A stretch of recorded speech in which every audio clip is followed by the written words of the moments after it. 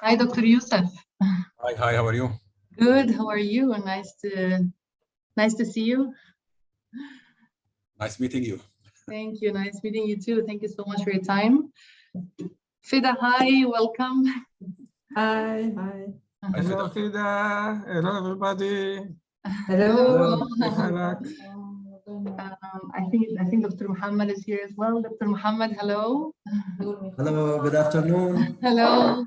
Good Hello, afternoon. How are you? Good. How are you, Dr. Dr. Sidani, hi. how are you? All is well? Fine. Long time. How are you? Alhamdulillah, all is well. Thank you.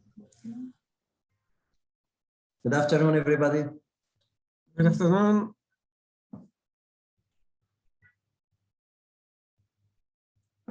I don't know what is afternoon or not.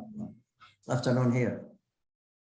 It's afternoon here as well. So פעם שעברה היינו חודשיים ולא היה לנו דקה לנשום. קודם כל אנחנו מגיעים לדירה של אמא שלי, אז תמיד יש לי כמה דברים לסדר, ויש לי ערימה של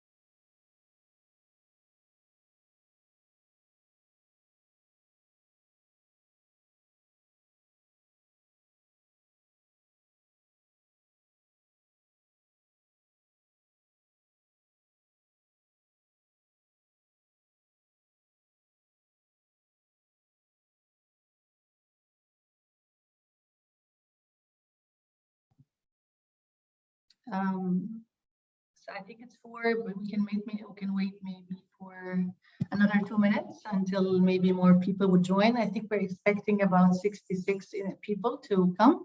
So we're just gonna wait for a couple of minutes.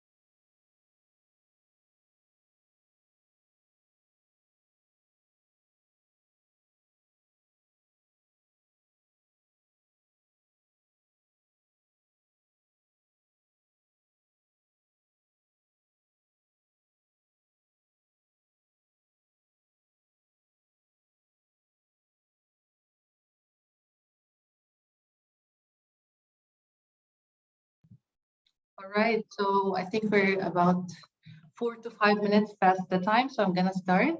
So welcome everyone to the very exciting career research in the world webinar series. This is our first one for the MENA region, and we're so excited to launch this webinar. This is on behalf of course, the AOM Career Division and AOM ambassadors. My name is Rawia Ahmed, and I'm Assistant Professor of Management at Zaid University in Abu Dhabi, and I'm moderating today this interesting webinar.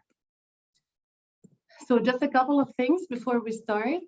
I just would like to inform you that this session will be recorded and that you please kindly keep the mics muted so that we ensure a smooth flow of the presentation. We have 3 prominent scholars invited today. We're so excited to have them. Thank you so much for your precious times. I'm going to introduce them in a second. Each will have about 15 minutes to do their presentations, and after we will have another 15 minutes for questions and answers. You may want to type them down for me if you wish in the chat box, or when the Q&A session starts, you can also use the mic to ask the questions to them directly, whatever you prefer. Here are our presenters. I'm going to start introducing them in alphabetic order of first name.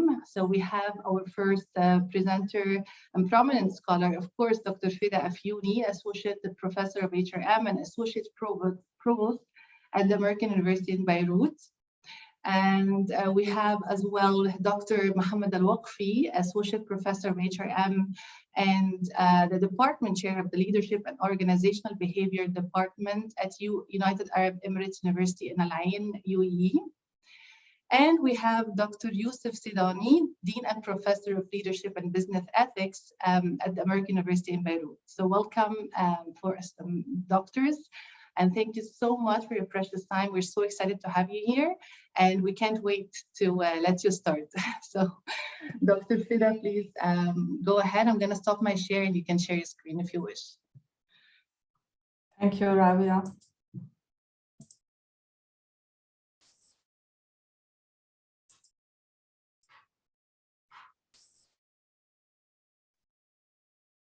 Okay, thank you. I'm very excited to be here. Thank you for inviting me. I see familiar faces and familiar names. And so good to see their faces again, and hope that we will meet face-to-face, hopefully in Seattle next year. So in my talk today, I'm going to engage in a reflexive exercise to look back at my career journey that was, very hard at the beginning, and see what are some of the lessons learned that allowed me, to be where I am here today. So if you look at my profile today, you might think that I'm successful, I've accomplished important things, and that this has been easy. And if you're a junior scholar, you might think I can never do that. At the beginning of the career, everything seems to be so harsh, especially when we are from the periphery. We're in the Middle East, most of our data is there.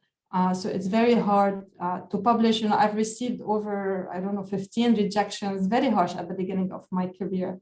Like, your work is very descriptive, that, there's, why do we care about what someone in Lebanon is doing? How is that appealing to the readership of our journals? So it is harsh, but hopefully I'm going to share some tips, from the trenches, as you can see in the topic of my presentation, because at the beginning of the career, really, it seemed like a battle to get something, published in a good journal.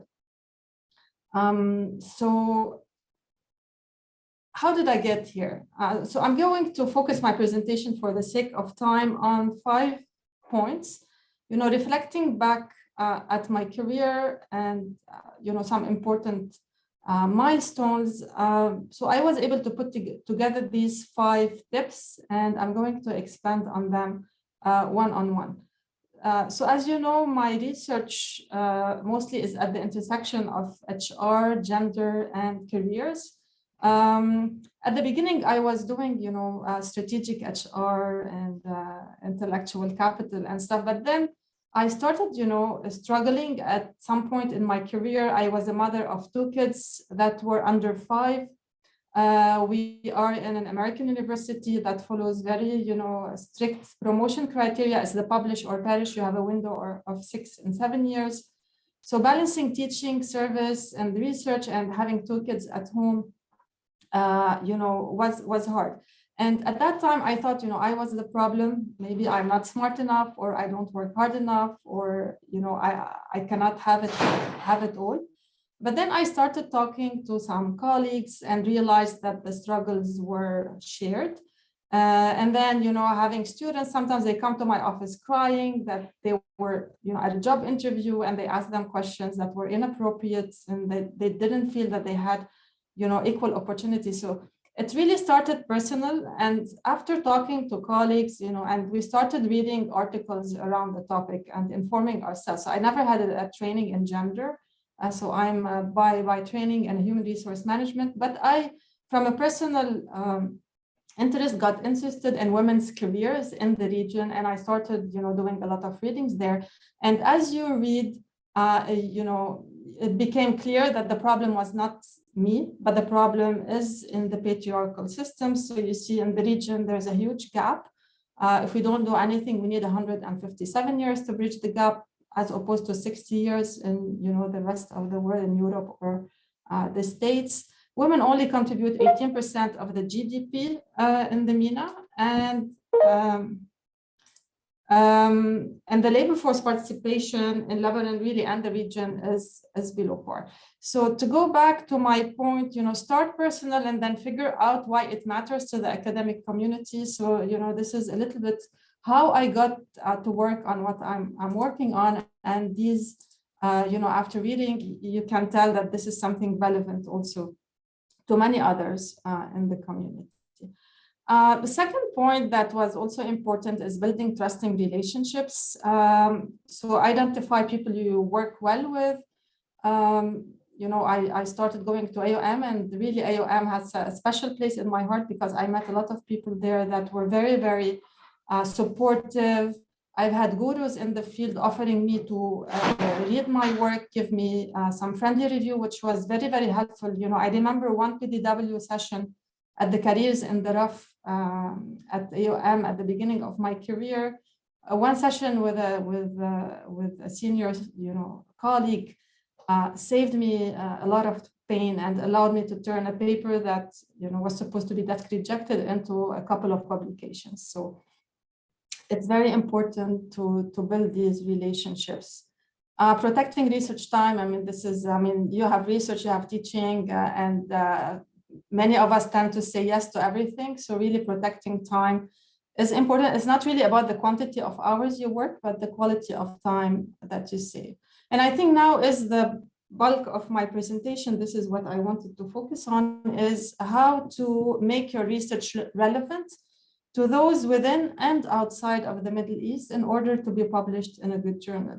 So the mistake is to write a descriptive paper about the region and the whole story with it. This is what women in Lebanon do, or this is what HR managers do, which is not very interesting to people who do not live in that context. So theorizing context is important to make the research of the Middle East relevant to the academic community. And this is something, maybe in a rejection letter, you always get that, and it's easier said than done. And I'm going to provide a few examples on how, we did it. So this is a paper that is recently published in Gender, Work and Organization. So it's about career constructions and the feminist standpoint on the meaning of context. So here, really, in all the papers that I was able to publish in Gender, Work and Organization, or in the Journal of Vocational Behavior, or in Human Resource Management Journal, the key is really to theorize context. And of course, you can later read, the papers if you want to have more details. I'm going to try to have a quick overview of how we did it.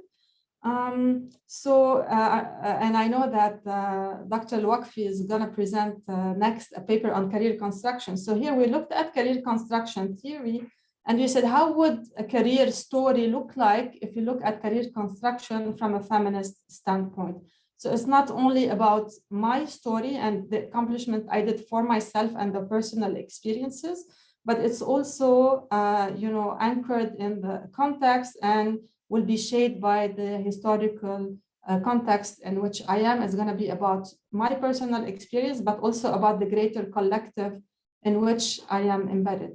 So by looking at, the career stories of these women using career construction theory, but from a feminist standpoint perspective, we were able to, look at how the careers were formed. And, there were three narratives: the vocational expert, the adaptive rebel, and the activist. Because, when we were reading the transcripts of the interviews, we found a lot of difference in the career stories, where some don't mention context at all, and their career is very, professional, vocational in nature, while in other narratives, we found that context featured very centrally in their narrative about their careers.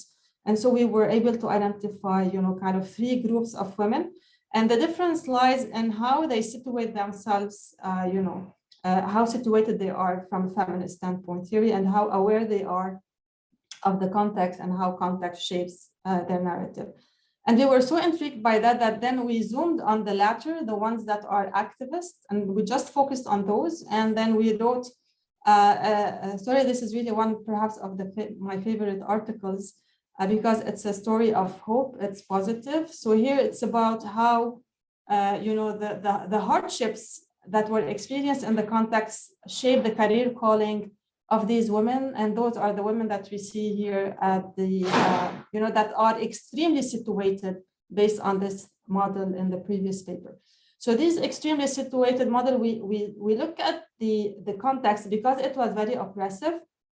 So we theorized context by looking at Jung's 5 phases of oppression. So violence, marginalization, powerlessness, etc., exploitation, cultural imperialism. And then, so we mapped the context along these dimensions, the 5 phases of oppression. And we also mapped the women's reactions, how they felt about those. And we also mapped those oppressive, contextual factors based on the national business systems, whether they are cultural, political, educational, labor, or financial. And then at the end, we were able to show how, as women experience more and more hardships across multiple national business systems and, more and more phases of oppression, the more their calling was really pronounced. So instead of writing a story about, how women in the region are feeling, marginalized and powerless and just describing it, we were able to capture it here and then theorize how the experience of hardships really shapes career calling, and it contributes to career calling by not only focusing on individual traits, but also on how context can play a role in shaping calling. And then finally, I know I have 3 minutes left, right? So here, the woman until 4:22. So because we started a little bit late. So. Okay, great. And here, also, this is a personal question to me. Why is it that women really work, and when they marry and get kids, they leave work? So here, we looked at, we all know that in the Middle East, there's, the family plays a role in the career decisions of people. So we wanted, and we were really interested by the relational context. So we looked at the career narratives from the perspective of the woman. The woman has multiple identities and multiple selves. So there's the working self, so the working woman, and there's the spousal self. So if she's married, she's also a wife. There's the parental self, if she's a woman. So we were seeing when analyzing the narrative, to what extent this narrative was connected or disconnected with the working self, and how the relational context, whether the husband, the father, the mother, the society, the discourse that they hear from their relational context is aligned with their working self or with their disconnected, connected or disconnected working self. And we saw, in the narrative, which was most salient. Is it the parental self, the spousal self, or the working self? And how they were feeling, if they were disconnected, or connected, how they were feeling about it. And here, really, it allowed us to understand the relational context, but also to see how it affects women's perception of her working self and to what extent she's connected or disconnected, and therefore decides to continue working or to quit work whenever she's married and have kids. So this alignment between the working self and the relational context was important. And so this is how we were able to capture that through this paper. So I hope that with these few examples, I illustrated how we can use the data from the Middle East without having the article describing what people in the Middle East do, but you will be contributing. So your discourse and your literature is about a specific theory. So it could be career calling, it could be, CCT, it could be the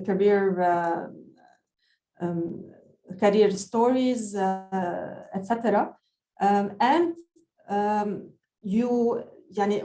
We really were kind of unlucky to live here, but we're lucky to do research here because it's like a lab. There are so many things happening. For example, if I take Lebanon, it's very, you almost need the lab to recreate the conditions that we have here in Lebanon. So you have patriarchy, you have political instability, you have economic collapse, you have migration flows in and out of the country, you have political corruption, you have good education so far, low economic participation. So you really have fantastic conditions that you can use as a case in point to show how these factors really should, can contribute to widening the scope of a specific theory or changing the way we look at a specific construct. So, at the beginning of my career, I thought I'm unlucky, I'm here, it's a weakness, nobody will publish data from here. But as you grow and, you read, you become more, aware of the conversations that are happening within a specific construct or a specific, community of researchers.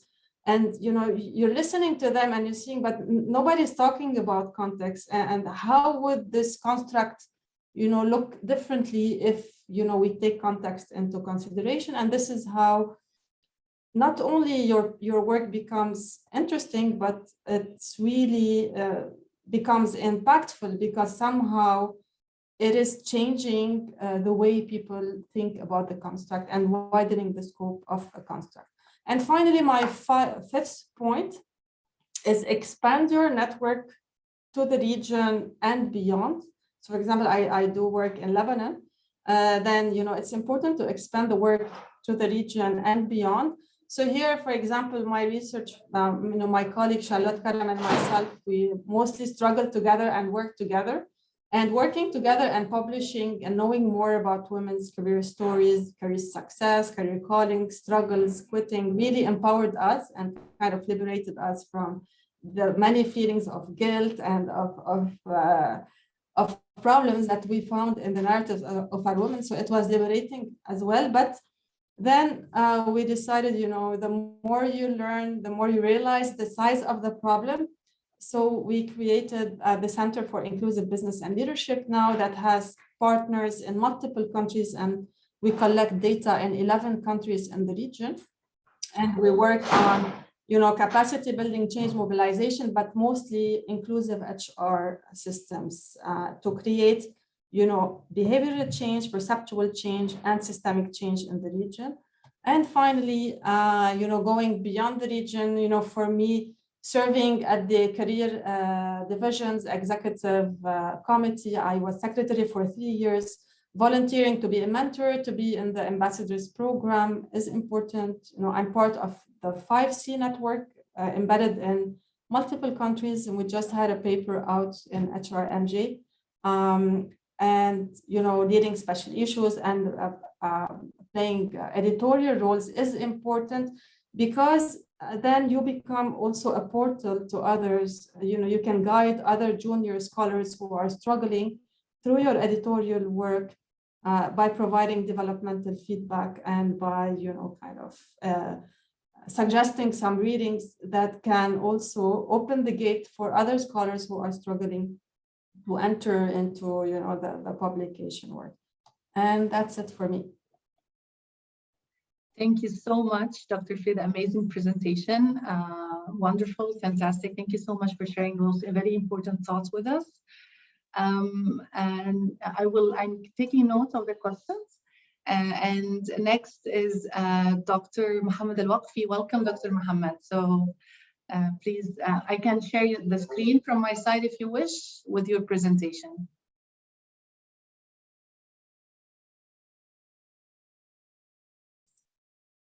Shall I share from myself, from my side here? Okay, okay.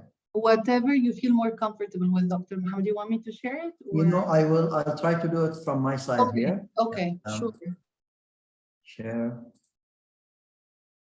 I think it's working, is it? Yeah, we can see it. Yes, absolutely. Okay. Thank you. Okay. Well, good afternoon, everybody. Thank you for this impressive presentation, Professor Afiouni. It's my pleasure to be here with all of you. I will be presenting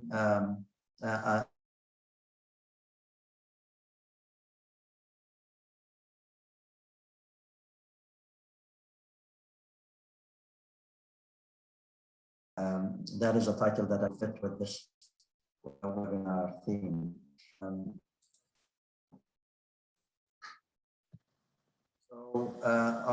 This is outline of my presentation, objectives of the study, context, background, and theoretical framework, and then results and conclusions.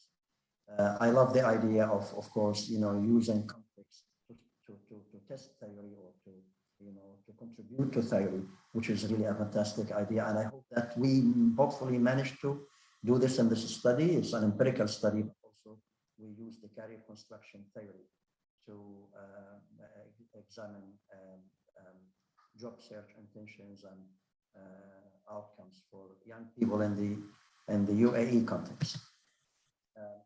A little bit of background about the objectives and of this study. Of course, it is the career construction is one of the main theories in the career literature. It is based on the idea that people construct their careers through their ability to adapt with their work environment, with their surrounding environment. And the basic idea here is that adaptable people, or people who have career adaptability, would be able to navigate better their career journey. And of course, the career construction model is based on this idea that people have certain readiness factors within them that makes them adaptable, and then that adaptability is a resource that they can use in order to respond to the challenges and conditions within their surrounding environment. And by doing this, they are constructing their career. So the idea here is that careers are constructed. They do not unfold, but they are constructed by the person. So we are looking here in this study, we looked at the impact of career adaptability on job search intentions within the UAE context, and career outcomes, certain career outcomes that are relevant to the young adults, senior undergraduate students who are who were studied in this project, the young adults in the UAE. Now we look at two career adapting behaviors, which are the willingness to work in the private sector and intention to seek wasta. And these are very much context driven because they are related to the context of the general Arab region and also the UAE. Why willingness to work in the private sector? Because I explained in the paper that the general conditions in the Gulf Cooperation Council countries in general, the Gulf countries, is that there is a large percentage of expatriate workforce, and that over many years, the labor market becomes segmented in a way that citizens work in the government sector, and the private sector is, staffed largely by expatriates. So that become a reality, which is really a problematic reality in the Gulf countries. It is very common here that young people will graduate and they're waiting for the government to give them a job. So they're not willing to work in the private sector. So here, why willingness to work in the private sector is we consider it an important adapting response to the career construction process by young adults in the UAE context. Another job search behavior that is common in the Middle East also is seeking wasta, expecting that somebody will help me find a job. And this is, without exaggeration, a really serious problem in the Middle East, because I see people, my students graduate and they do not have much of a career plan or a job search plan, or so they rely on somebody to help them find a job. That is the context. A little bit more about the context also. The Middle East, Arab Middle East region has the highest, maybe one of the highest rates of unemployment among the young people. And based on some statistics, the unemployment rate among the young people is about 30%, which is double or more than double the world average of 13%. So there is high unemployment among the young people or the youth. Now, of course, in the Gulf region, this problem is very clear, and this very kind of special, because at the same time that you have millions of expatriate workers, you have unemployment among the local citizens. So that makes it really a very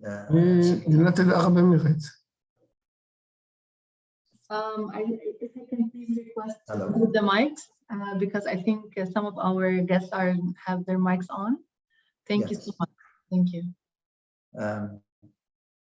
Now, a little bit of background here, the shortage of the local workforce over the years, and people who visited or lived in the Gulf region, they see how advanced these countries are in terms of infrastructure and the economy and so on, and that has been built in a very short period of time, and thanks to the influx of millions of foreign workers to this region. So now countries in the Middle East and the Gulf are struggling to find job opportunities for young people because of the segmentation of the labor market, because citizens want to work in the government, and private sector companies want to hire expatriates because that is what they are used to. That is what their HR management system is based around, hiring expatriates. So there is a problem. And this is why finding jobs for the young people is a serious challenge to governments. So in this study, we use the career construction theory to examine how young people construct their careers and what factors that impact their career outcomes. So according to the career construction theory, of course, as I mentioned, careers are constructed throughout the life stages of a person. So according to this theory, careers do not unfold, and there are 4 career adaptability resources that people use in navigating their career, which is ability to prepare and plan for the future concern, taking responsibility for shaping one's future career, which we call control, exploring possible future selves and career opportunities, curiosity, and believing in one's ability to implement choices and achieve career goals, which is the career confidence. So there is a well-known measure of career adaptability that measure these 4 dimensions, called the Career Adaptability Scale International 4, and there was a study of 13 countries where career adaptability scales were developed in different contexts, relevant to these different contexts. What we did in this study, actually, we took the career adaptability scale, the international form, and we translated it to Arabic. and we used it in our study. So research on the career construction theory is moving now to testing this model of career adapting and the adaptation behaviors and adapting outcomes. So there is a model which I will show you in a minute. Of course, when we talk about the Arab region, there is not much of career research, in this region really. There is, I don't know how career counselors do their job because they don't have much of input. There's not much research about career development in the Arab region. We are trying here in the study to contribute a little bit to this growing literature on career development in the Arab Middle Eastern region. So this is the model which is based on the career construction theory, career adaptability, resources, concern, control, and curiosity lead to career adapting responses. People adapt with their environment. So in this particular context, we are looking at intention to seek wasta, willingness to work in the private sector as career adapting behaviors. And the career outcomes, of course, for young people who have not started work yet, we're looking at career decidedness. To what extent have you decided on what your career would be, and to what extent you see yourself as employer? So we are testing this model in this study. Of course, we have hypotheses that were developed based on the career construction theory. So we predict that career adaptability will predict willingness to work in the private sector. So people who are they have high career adaptability would be able to, see the value of working in the private sector rather than waiting for a job in the government sector. And also we, in this study, look at the impact of different dimensions of career adaptability on these outcomes. So we hypothesize that of the 4 career adaptabilities, the confidence will be the strongest predictor of willingness to work in the private sector. Another hypothesis we tested was career adaptability has a negative relationship with intention to seek wasta. So we assume here, based on the theory and the career construction theory, that people who are going to rely on others, people who have actually low career adaptability would be more, inclined to rely on others and get help to find a job, which we call wasta. Career adaptability has a negative relationship with intention to seek wasta, and also we discussed the different the adaptabilities and how do they impact this concept of wasta, and we conclude that of the 4 adaptability resources, career control would have the strongest negative effect on intention to seek wasta. In the career construction literature, it is believed, of course, that these different dimensions of career construction, the career adaptability, would have variant impact on the outcomes, on career outcomes. So we tested that also.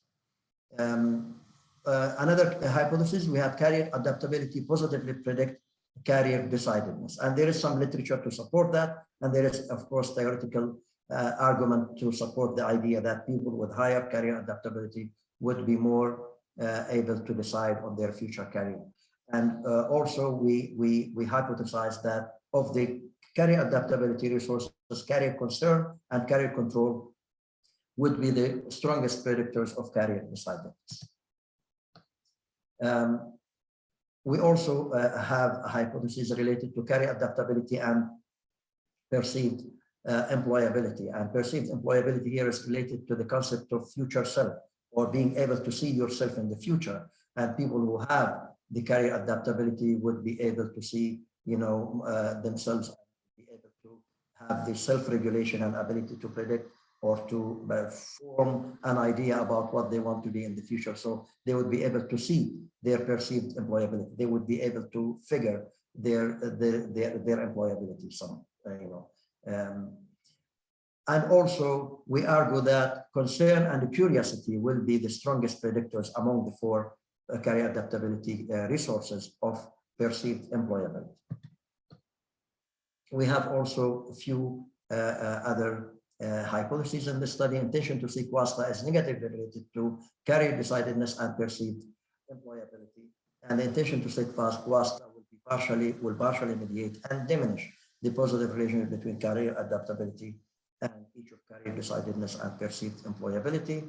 and we hypothesized that willingness to work in the private sector would have a positive relationship with career decidedness and perceived employability, assuming that people who are willing to work in the private sector would have a broader, job opportunities to them, so they would see themselves more as employable rather than more than people who are with low career adaptability or who are not willing to work in the private sector. Willingness to work in the private sector would partially mediate the relationship between career adaptability and each of career decidedness and perceived employability. And also the last hypothesis says that career decidedness and perceived employability are positively correlated. So we used data from the UAE, from senior undergraduate students. We collected data from 2 universities in the UAE. One of them is UAE University, and another is the American University in Dubai. And we had a total of 688, I think, respondents. After cleaning the data and finalizing the data, we had 635 sample of 635 respondents. We used a variance-based partial least square to test the model and to conduct this factor analysis. Basically, this is a very widely used tool in conducting research, and we were motivated to use this tool also because of some issues with the data, that the data was not normally distributed some of the variables. So this is the sample that we have. We have a little bit, 30% of male, 69% of female. Of course, the distribution is actually, that reflect the student population in universities in the UAE, where we have 2/3 of the students, undergraduate students, are females, for many factors, different factors that are relating to increasing number of females entering the university education. Most of them, of course, 91% were unmarried, sorry, only 8% were married. The mean age of the students was, sorry, it does not appear here. There is some, I think it is 21 something. There is a mistake in the data here. I think it was 21 something. And most of them were Emiratis, 74%, and others were Arab citizenship, or they have Arab citizenship, but they are not Emiratis, from other Arab countries. So what we did is we translated all the scales that we used, the measures. They were taken from well-established measures in the literature. We translated that into Arabic. We piloted the questionnaire with 50 participants, and then we corrected any ambiguous or any problems in the wording and so on. And finally, we finalized the scale that we used in the study, and we used it with the whole sample. So we started with confirmatory factor analysis to establish the factor structure.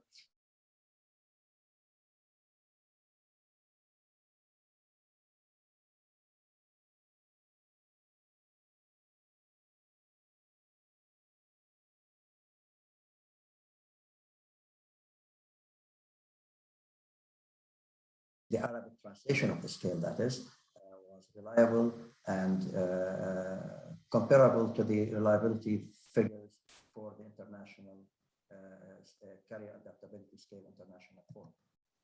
These are the correlations. We conducted factor analysis, and these are the results that show that the different measures were actually measuring the constructs reliably with the expected rate of consistency among the items and loading on the factor. Because, of course, career adaptability is a second order factor, it's made up of 4 components: concern, confidence, and control. We conducted hierarchical factor analysis also we found that the 4 dimensions load highly on the overall adaptability factor. Okay. Now, this is the testing of the hypotheses using the structural model, estimating the structural model. We found that decidedness was actually adaptability predicted decidedness. This hypothesis was supported. Employability, adaptability also predicted employability, and adaptability predicted willingness to work in the private sector, and adaptability had a negative relationship with intention to seek wasta, which actually shows that career adaptability as a construct, as a strength, is an important factor in the career development of young adults in the UAE. We found also that willingness to work in the private sector will predict decidedness, which is a good thing. This hypothesis was supported. We found also that willingness to work in the private sector predict employability. Again, the hypothesis was supported that people who are open to work in the private sector would see themselves as more employable. However, we had a problem with the wasta. It did not actually correlate negatively with decidedness or with employability. So we're not sure what was the problem. Maybe the measure that we used to study wasta in this data was not complete enough, probably. And wasta, by the way, is an issue that needs a lot of research, probably in the future. It is a very powerful, factor in the career management or career development of people in the region, but there is not much research really. So we used a 2-item measure of intention to seek wasta. That could be probably not enough, or maybe that construct was not captured properly, and that is why probably the results were not, or the hypotheses were not supported. So this is the final model that we have. Everything loaded nicely as expected, adaptability and the sub-dimensions of it, and also relationship with wasta and willingness to work in the private sector, and the outcomes of decidedness and employability. We also looked at the impact of the dimensions of career adaptability on the outcomes I'm very sorry to interrupt. I just want to let you know that we are a bit past the time, so maybe we have 2 more minutes to present it. Thank you so much. Okay, I'll try to finish in 2 minutes. Thank you.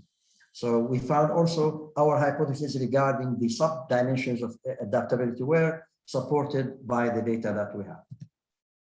So our findings actually confirm that the career adaptability is an important predictor of career adapting behavior and career outcomes among young adults in the UAE context. And also, of course, one thing that we found is that career adaptability as a construct and the measure of it that we used was valid and reliable in this context also. The only conclusion that we was not confirmed is the relationship with wasta. And we found differences in the prediction of the outcomes and the mediating variables by the sub-dimensions of career adaptability. So implications for career management and career development in the region: designing policies and interventions to enhance career adaptability of young adults can improve their ability to manage their transition from school to work and from one job to the other and so on. Assessment of career adaptability using tools such as the career adaptability scale and provision of training and education programs to enhance career adaptability are probably needed with young adults in the region in order to improve their career prospects and career management abilities and outcomes. Thank you. That is my presentation. Thank you so much, Dr. Mohamed, for your very interesting work. I really liked the idea of the model and the paper and the theory behind what you found. So really appreciate your presentation. Thank you so much. Next is actually Dr. Yusuf. So welcome, Dr. Yusuf.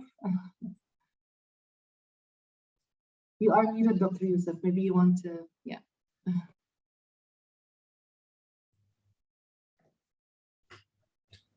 Thank you very much. Are you hearing me now? Yes, we can hear you, Dr. Yusuf. Yeah. And you see my presentation, I guess? Yeah, we can. Okay, thank you. Thank you very much, Dr. Fida and Dr. Mohammed.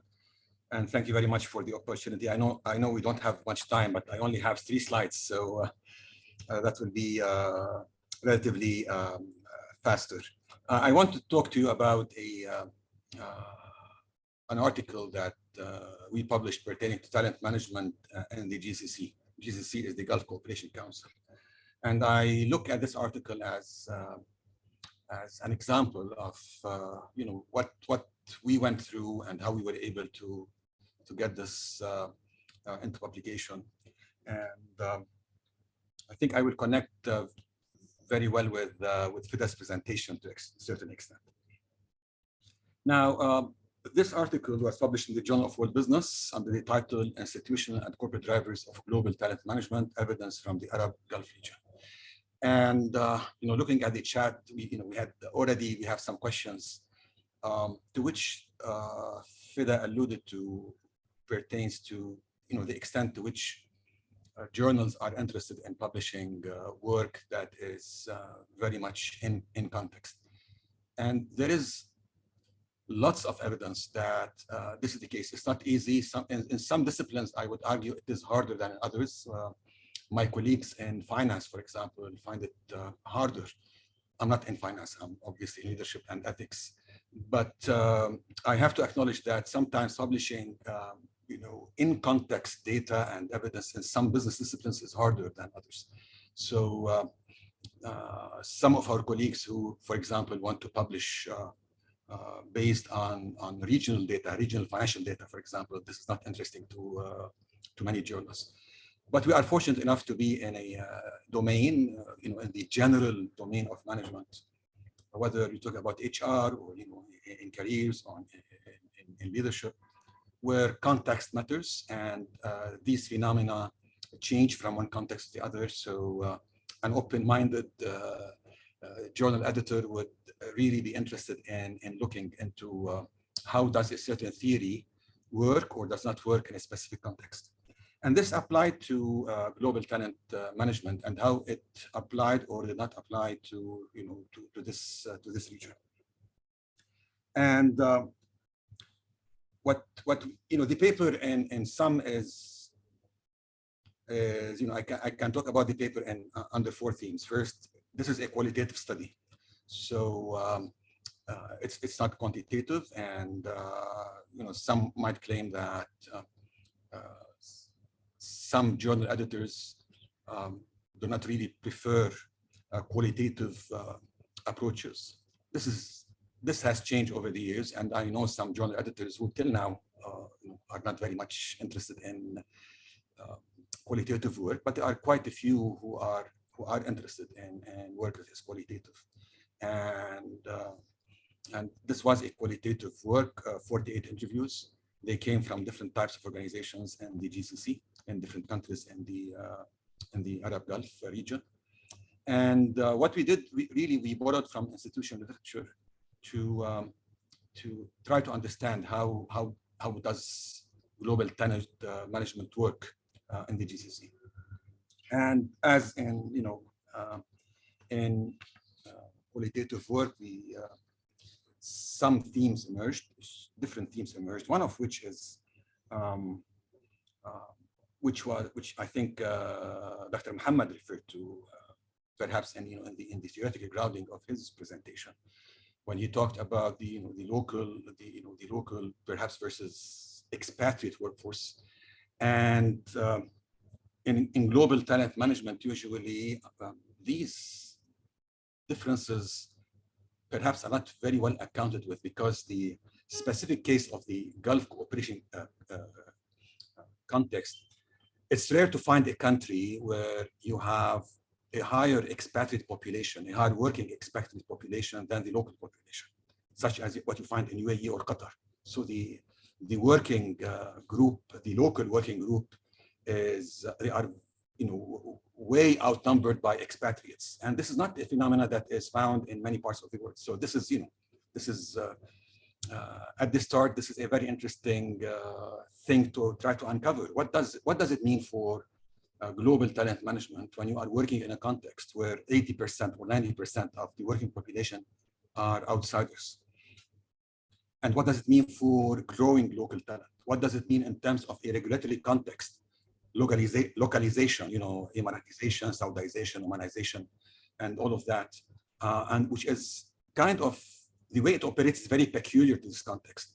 And so this is really informs theory in terms of how to be able to develop talent, to be able to retain talent, attract talent, retain talent, and evaluate talent in this type of context. And what we talked about, some of these themes that we talked about is that, in some respects, you might have two parallel systems. One is for talent management for the locals, the other is talent management for the expats.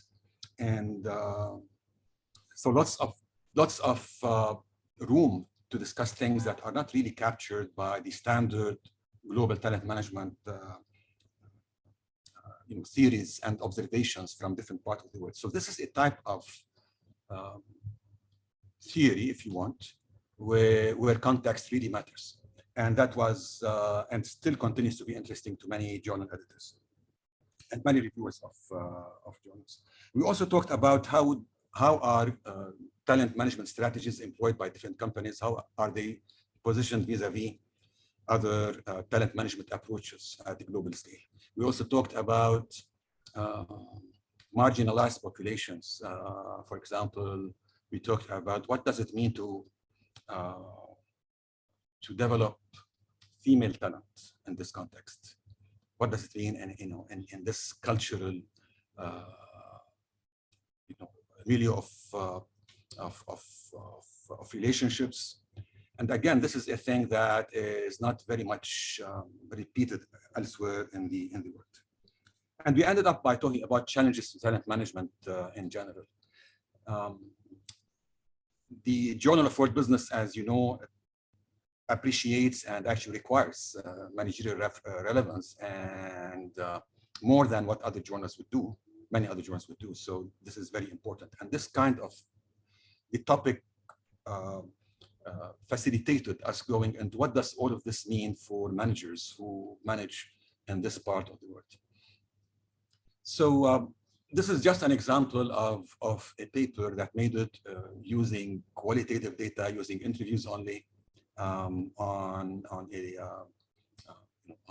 interviews with in companies and in Arab organizations, 5 or 6 Arab countries in the region.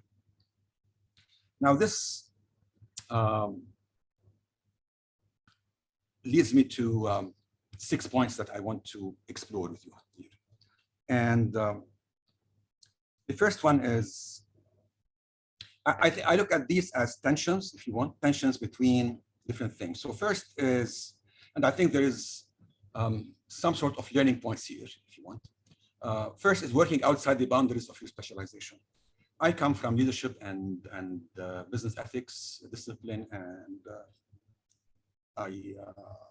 to go into the field of talent management requires a certain, it's not totally alien, obviously, but lots of linkages.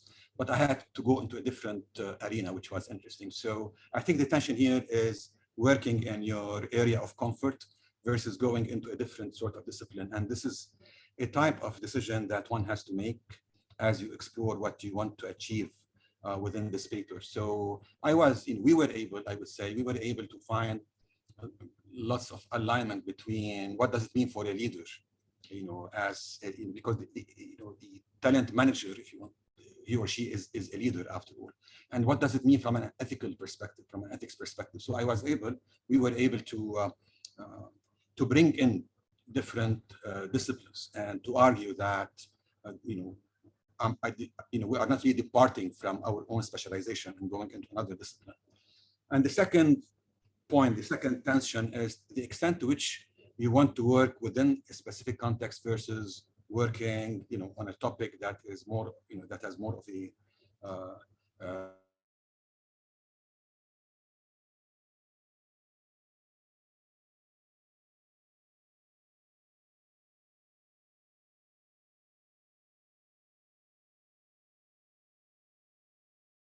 within the bigger umbrella of business. We have this opportunity to be able to work in context, and this will be interesting to journals. We faced lots of data collection challenges in this paper that we had, but I think this leads to another type of tension that is that some of us might come across, is that the extent to which you want deeper data that is based on qualitative work versus less deep data. I wouldn't say superficial or shallow. I would say less deep data, more broader type of data. Obviously, your research questions and approach will dictate the type of methodology you would choose. But lots of challenges when you want to do qualitative work, because in a collective culture, you want to interview people and they have to share, they have to relate to you lots of things, and this is sensitive, which relates to point number 4. The challenge that we had is that we had a combination of local managers and expatriate managers, and there were challenges in getting them to share what they needed to share. Which leads me to the 4th point, which is dealing with complex and sensitive phenomena. And Dr. Mohamed talked about WASTA, and if you want to address the issue of nepotism, for example, or the issue of WASTA, when you're talking about talent management, you are dealing with a sensitive topic. And I would say, not only in terms of sensitivity for the person whom you're interviewing, it's very sensitive to you as a researcher. Because as you write about a certain phenomena in management, whether you are writing in leadership, you are writing in gender, you are writing about cultural considerations, there could be some sort of internal tension. I'm reflecting my own perspective here. What happens to me is that I want to be true to the profession. Obviously, I want to be true to the fact, but I don't, I also want to be true to the culture and the context in which I want to operate. So how can I write in a way that is not insulting? When you talk about WASTA and nepotism, it's very easy for us to insult the culture usually embedded, but to approach your writing from the perspective that you don't want to insult might come at the expense of sharing factual knowledge. So it's really, I think, an art of being truthful to your profession, being truthful to the academy, being truthful to your readership who come from all over the world, but at the same time, being genuine and not forgetting who you are afterward. The 5th thing is, who reads your research? The usual tension between the scholarly academic community versus the practitioner community. And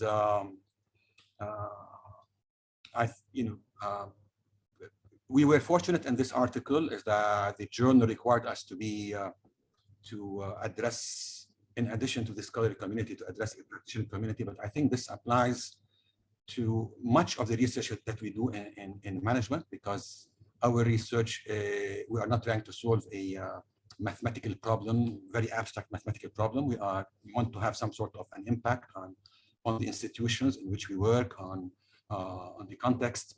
So I think impact is something that is very important to us. It's very important to us as researchers, and it's very important to the schools in which we operate. And let me finish by the final tension that I found in this specific paper, working with others. Dr. Fida referred to this in terms of networking, being able to work with other, whether they are locals or regional partners or international partners. It's very important to expand that network. And sometimes you are surprised as to the extent to which one would benefit from working with others. In my experience, it's not easier, to tell you the truth, it's not easier to work with a co-author. Sometimes we start with the notion that it might be easier, they might be able to take some of the load out of us. But I think in most of the co-authorships that I've had, it's been more time consuming in terms of time, but it has been more intellectually enriching, because you get a perspective from the other person, you get another angle. So the whole field of talent management, I was fortunate enough to work with my co-author Akram Aris, and that, he worked more on this area early on. So in terms of time, it wasn't less time involved in this project, but definitely it was more rewarding because you were complementing each other in that regard. So you want to make sure that you are not working with anybody, you are working with somebody whom you can depend on. And obviously, this is always a challenge. I will stop here. Thank you very much for your attention. And I know we are out of time, but I try to make this as short as possible. Thank you. Thank you so much, Dr. Yusuf, for sharing your very interesting work and for the very informative thoughts you've shared with us. We really appreciate that. And all presentations were super impressive and very insightful. It's a wonderful to hear all those thoughts from prominent scholars like yourselves. So thank you very much again for your availability. I think we will open it for questions. We had, I think, so far 3 questions. 2 questions. We have one from Dr. Tamer Najjar. He's saying, great message and presentation, Dr. Afiouni. My question is whether running comparative research to draw contrasts between Lebanon as a region and the world. So this is Dr. Tamer. I'm going to share actually the screen where the questions. I took a screenshot. I hope that's fine, Dr. Tamer. Pleasure. Thank you. So this is for you, Dr. Fida.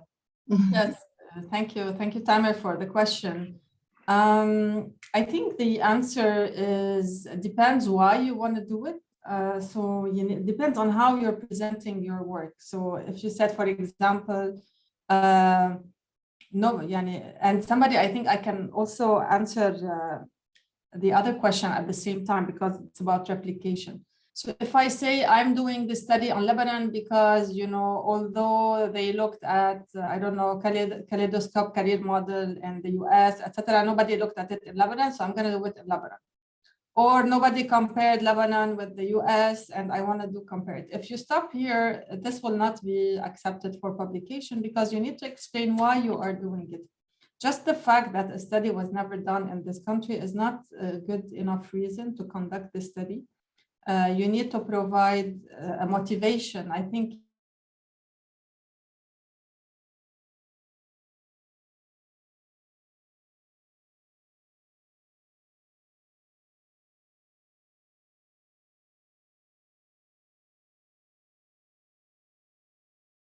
position the work that you're doing and convince the readers that what you're doing is really interesting and is going to help us advance the conversation. This is the only way that you can get your research published. And then you can use the data from Lebanon because there is something unique in this context that is going to help me answer my research question and advance knowledge. But just saying that nobody did it on Lebanon, I'm going to do it. Okay, so why? Why should I be interested? Convince me. So really the arguments are more important, whether we're talking about a replication or whether we're talking about comparison. Always the purpose has to be contribute to advancing theory, changing the way we think about the concept, broadening a concept. So the arguments need to be theoretical, and the paper is not about Lebanon or any other context. It's about, this construct. It's about career success or career calling or career trajectories, career development, career shocks. It has to be about the concept, and then your context can help advance our knowledge and shape this construct that you're studying. Extremely useful, Dr. Fida. Thank you so much. And I was in fact responding to your earlier message, which I found very compelling. The fact that we have a challenge of when we're coming from Lebanon. I come from Egypt. Just taking the local perspective that doesn't have relevance to the global research community. But I think you make a very good point, and I think I love the part on the contextualization. I think it's extremely important, and drawing that relational comparisons to advance the theory, to advance, to come to, to draw correlates of, whether it has to do with certain traditions or certain gender roles, and how those can in fact benefit the whole world, the wider academic and scholar community, not just people who are just looking at one country or one particular region. But thank you so much. This was very useful. Thank you. Thank you very much, Dr. Fida. Thank you, Dr. Tamer, for the interesting question. I think this would answer your question, Ilaf, on the next one, on the replication. Do you want to add anything else, Dr. Fida, to the... Yeah, I want to add, I think there was also in the question a part on that the journals are biased toward the West.